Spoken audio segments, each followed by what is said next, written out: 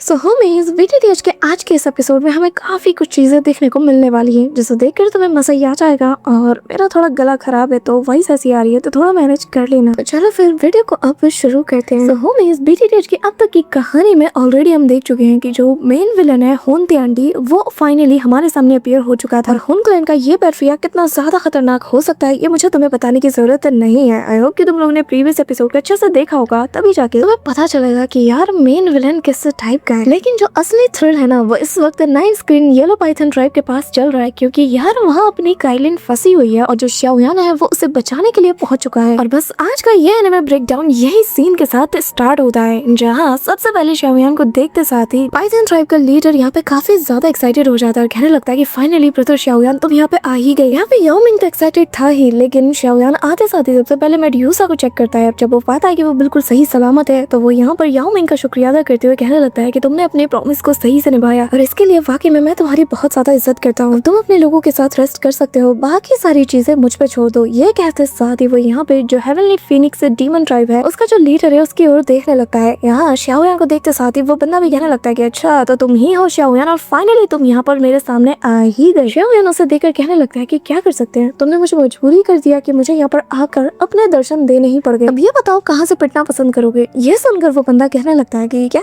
तुम्हारा दिमाग खराब है, तुम्हें क्या लगता है अभी 5 साल का बच्चा थोड़ी ना हूँ, वैसे मजाक अच्छा कर लेते हो, पर ये बताओ तुम्हारी हिम्मत कैसे हुई हमारे क्लैन के एल्डर्स को ऐसे कैप्चर करके उन्हें बंदी बनाने की, और तो और डीमन फीनिक्स विंग्स को भी तुमने रिफाइन कर लिया। और हाँ अब तो सोचना भी मत कि तुम उन्हें वापस से रिलीज कर दोगे, क्योंकि अगर तुमने उन्हें रिलीज कर भी दिया तो भी हमारा हेवन डीमन फीनिक्स टाइप तुम्हें कभी भी नहीं छोड़ने वाला, और बिना मारे तो तुमने जो किया है उसका बदला हम निकाल ही नहीं सकते। और आज ये किंग जो तुम्हारे सामने खड़ा है तुम्हारी जान निकाल कर सबके सामने साबित कर देगा कि जो कोई भी हेवनली फीनिक्स डीमन ट्राइब से ऐसे पंगा लेने की कोशिश करेगा उसका क्या अंजाम होगा। ये कहते हुए वो अपने फीनिक्स विंग्स को एक्टिवेट कर लेता है और सीधा शाओयान की तरफ टूटते हुए कहता है कि आज मैं तुझे सबके सामने बेरहमी के साथ मार दूंगा। यहाँ पे उसकी स्पीड देखकर इवन की शाओयान भी हैरान हो जाता है और वो उसके ऊपर काफी सारे स्लैश अटैक कर देता है, पर शाओयान जैसे तैसे उनसे डॉज करते हुए समझ चुका था कि भाई ये बंदा कोई मजाक नहीं है, इसकी स्पीड वाकई में बहुत ही ज्यादा खतरनाक है। शाओयान भी किसी से कम थोड़ी था, वो इसे चढ़ाने के लिए इसी के ट्राइब की फीनिक्स विंग्स को एक्टिवेट कर लेता है, जो देख कर तो इसके खून में आग लग जाती है। वो कहता है कि तेरी इतनी हिम्मत तो हमारे सामने हमारी ये फीनिक्स विंग्स को ऐसे यूज करे। हाँ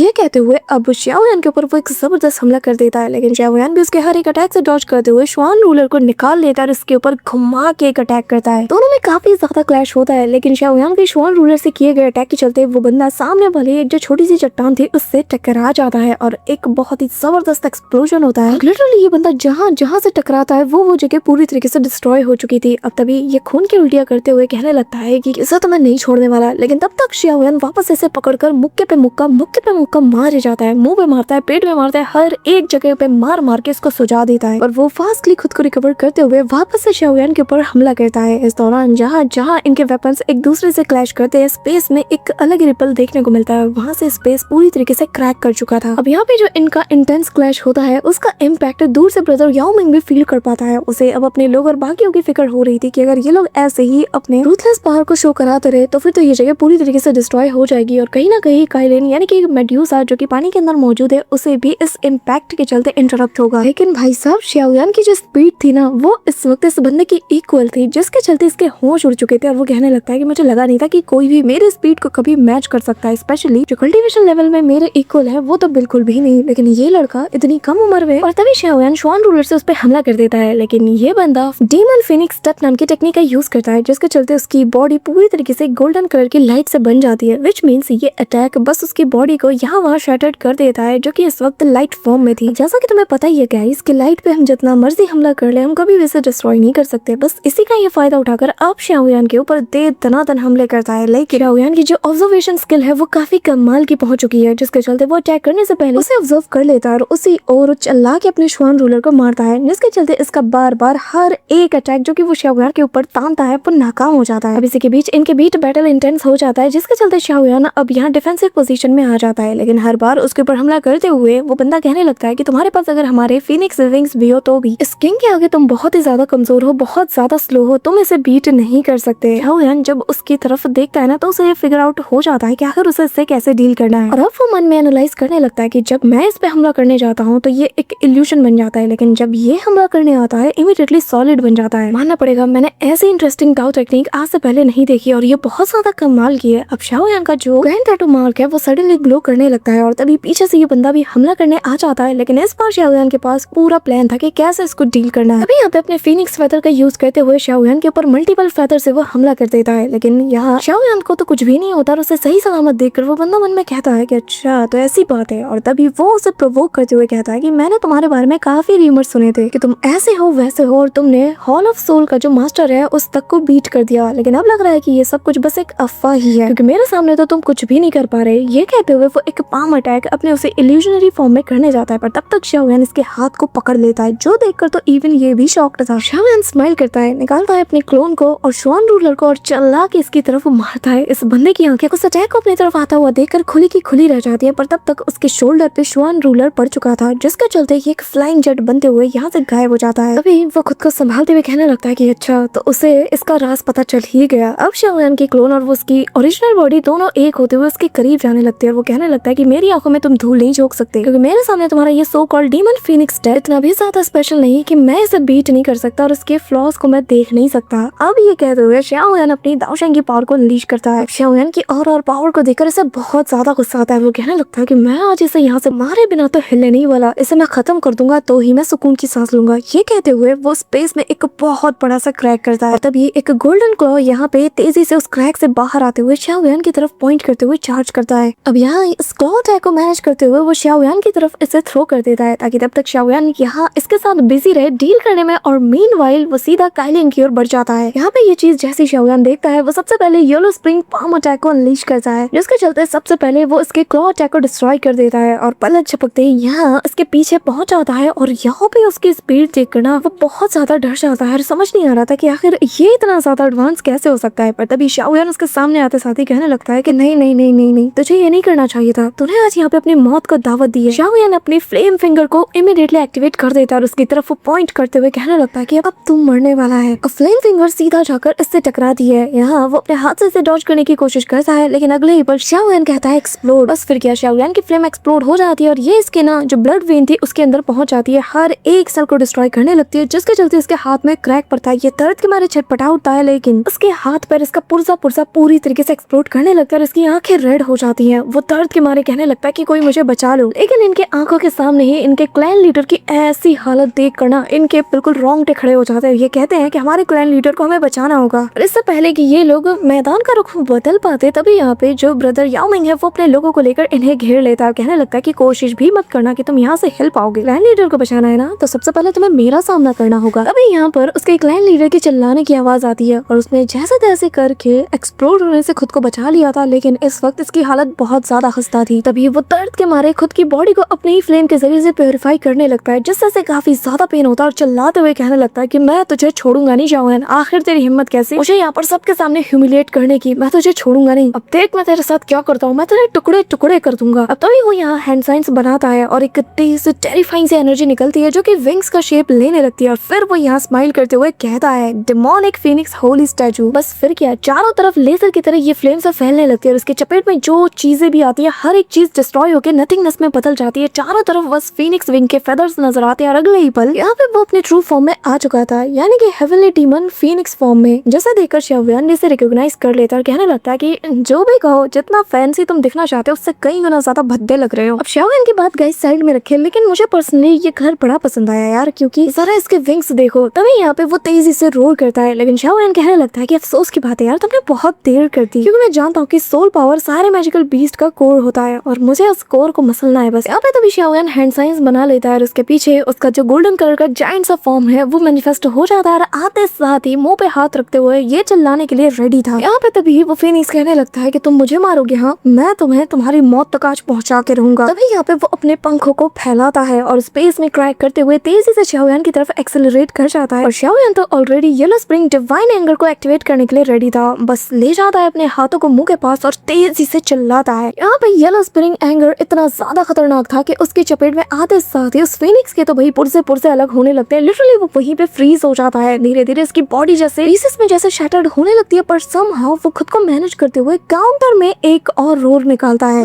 तो शाओयान भी इमीडिएटली और तेजी से येलो स्प्रिंग रोर को एक्टिवेट करता है और वापस से गला फाड़ के चिल्लाता है इतना तेजी से कि यहाँ अब ये जो फिनिक्स था उसकी हालत खस्ता होने लगती है, बट मानना पड़ेगा यार इसकी विल पावर इतनी ज्यादा स्ट्रॉन्ग है, फिर भी ऐसी सिचुएशन में जहाँ हम अब तक इतने सारे दुश्मनों को देखते आए कि भाई इनकी हालत खराब हो जाती है, एज वी कैन सी वो सेकंड स्ट्राइक से भी सर्वाइव कर जाता है। उल्टा वो शाओ यान को चुनौती देते हुए कहने लगता है कि चलो देखते हैं कि आखिर तुम इस अटैक को आखिर कब तक तुम मेंटेन कर पाओगे, कब तक तुम अपने इस फॉर्म को कीप अप रखोगे। ये कहते हुए वो तेजी से उसकी तरफ एक्सेलरेट करता है और अपने विंग्स को जितने स्पीड से ये मूव करा सकता था मूव कराता है। यहाँ काफी सारे फेदर्स के जरिए से वो शाओ यान की इस बड़े से फिगर के ऊपर हमला कर देता है। अब जहाँ जहाँ ये फेदर लगते हैं उसकी बॉडी चटकना शुरू कर देती है और अगले ही पल शाओ यान का ये मैनिफेस्टेशन कम्प्लीटली शैटर्ड हो जाता है और तेजी से उसकी तरफ बढ़ते हुए वो बंदा कहने लगता है कि अब तेरा खेल खत्म। अब यहाँ शाओ यान तो अपनी जगह से टस से मस नहीं होता और वो उसकी तरफ देखकर कहने लगता है कि चलो भाई तुम्हारा वक्त आ ही चुका है और अब इस खेल को खत्म किया जाए। जी तुम्हारा और मेरा फेवरेट लिटिल ये अब वो अपना जलवा दिखाने के लिए रेडी हो जाता है। यहाँ पे बस उसे इशारा मिलता ही है और वो यहाँ पे जो एंग्री बुद्धा लोटस अटैक है उसे प्रिपेयर करने लगता है, लेकिन इस बार वो इसका एक एडवांस फॉर्म एक्टिवेट कर देता है, जिसे देखकर शाओ यान भी खुद थोड़ी देर के लिए स्माइल करते हुए स्पीचलेस हो जाता है। बट सडनली उसे एक अलग ही ऑरा फील होती है। शाओ यान के चेहरे पर ये बड़ी सी स्माइल आ जाती है और वो कहने लगता है कि ये ऑरा ये तो उसकी है। तभी यहाँ 7 कलर लाइट वाला जो सबसे powerful blood line suppression force होता है ना, वो यहाँ इसके ऊपर पड़ने लगता है, जिसके चलते उसे काफी ज्यादा पेन होता है। वो अपनी गर्दन को उठा भी नहीं पाता, उसके विंग्स ऐसा लग रहा था कि किसी भी पल शैटर्ड कर जाएंगे। वो कहने लगता है कि आखिर ये कौन है, किसकी ये पावरफुल फोर्स है, आखिर वो कौन है जो कि इस किंग को सप्रेस करने का सोच रहा है, मेरे सामने आओ। और अगले पल एक ह्यूज सा धमाकेदार एक्सप्लोजन होता है, जिसके चलते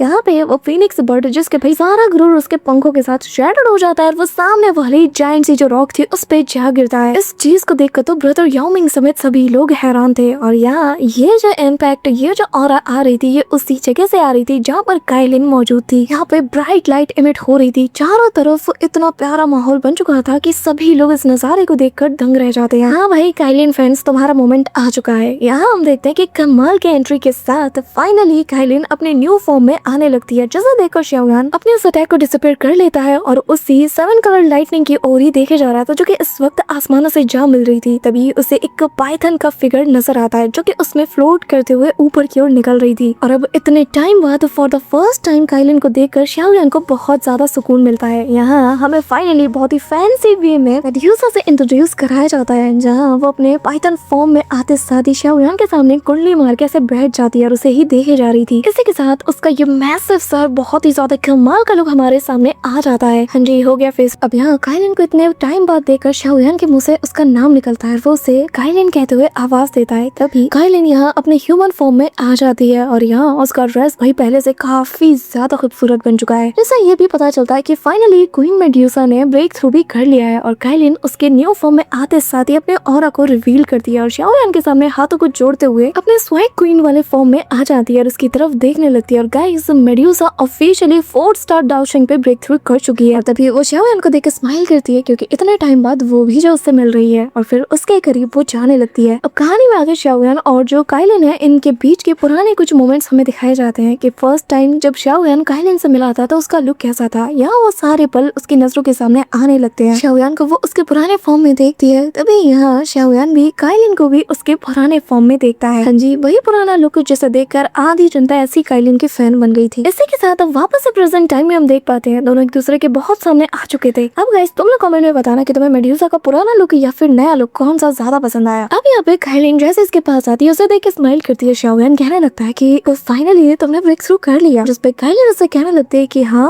वो तो मैंने कर लिया, लेकिन क्या बात है तुम तो मुझसे भी ज्यादा स्ट्रॉन्ग बन चुके हो। अरे यार मुझे लगा था कि शायद इस बार जब मैं ब्रेक थ्रू करके बाहर आऊंगी तो मैं तुम्हें सरप्राइज कर दूंगी, पर तुमने तो उल्टा मुझे वापस से सरप्राइज कर दिया। मैं बताऊं कैसे है, छोड़ो। यहाँ पे मेड्यूसा स्माइल करती है और पुराने लम्हों को याद करते हुए बताने लगती है कि कुछ भी कहो मैं पहले वाली फीलिंग को बहुत मिस करती हूँ जब मैं तुमसे कई गुना ज्यादा स्ट्रॉन्ग हुआ करती थी। जो कहकर वो हंसने लगती है और पुराने लम्हों को वापस से याद करती है। तभी शाओ यान स्माइल करते हुए कहता है कि नहीं ऐसी बात नहीं है, ये बताओ आखिर तुमने कौन से लेवल पे ब्रेक थ्रू किया, क्योंकि अभी अभी जो तुमने अटैक किया वो बहुत ज्यादा खतरनाक था और कोई भी ऑर्डिनरी 4 स्टार दाओशिंग का कल्टीवेटर इसे नहीं कर सकता। इससे ऊपर लेवल के जो बंदे होते हैं वही कर सकते हैं। मेड्यूसा अपना हाथ ऊपर उठाती है और जब यहाँ पर हम ग्रीन कलर के स्केल को देख पाते हैं वो कहने लगते हैं कि असल में उस अटैक को करने के लिए मैंने थोड़ा पावर बाहर से बोरो किया। अब तभी वो यहाँ 7 कलर्ड हेवन सॉलोइंग पाइथन की पावर को हल्का सा लीश करती है, जो देखकर शाओ यान समझ आता और कहने लगता है कि ये तो एक true 7 coloured heaven swallowing python की पावर है। क्या मैं जो सोच रहा हूँ वो सच है? मेड्यूसा स्माइल करते हुए कहने लगती है कि हाँ जी तुम गलत कब होते हो। असल में जब मैं उसके अंदर एंटर हुई ना उस येलो स्प्रिंग वैली के अंदर कल्टीवेशन के दौरान मुझे एक आवाज सुनाई दे रही थी जो कि मुझे अपनी ओर खींच रही थी। मैं उसे फॉलो करते हुए बिल्कुल बॉटम एरिया में पहुंच गई, जहाँ मुझे लगा नहीं था कि इतनी बड़ी अपॉर्चुनिटी मेरे हाथ लगेगी। वहाँ पर मैंने मेरे एंसेस्टर का घोंसला देखा जो कि मुझे बार बार अपनी ओर बुला रही थी, मुझे गाइड कर रही थी। और जब मैंने उनकी आवाज को एज अ गाइड के तौर पर यूज किया तो मेरे वहाँ पर जाते साथ ही उनकी सोल का जो रिमेनिंग थोड़ा सा हिस्सा था ना, जो कि डीप स्लीप में था, वो जाग गया और उसी से मुझे ये पावर मिली। मुझे ये भी पता चला कि इनकी जो बॉडीज थी वो पूरी तरीके से डिस्ट्रॉय हो चुकी है, लेकिन उनकी जो सोल थी, उनकी सोल का जो छोटा सा हिस्सा था वो अभी भी बिल्कुल सही सलामत था। और अगर मुझे उन्हें बचाना है, इस जगह से निकालना है, एक ऐसी जगह जहाँ पर सूरज की रोशनी तक नहीं पहुंच पाती,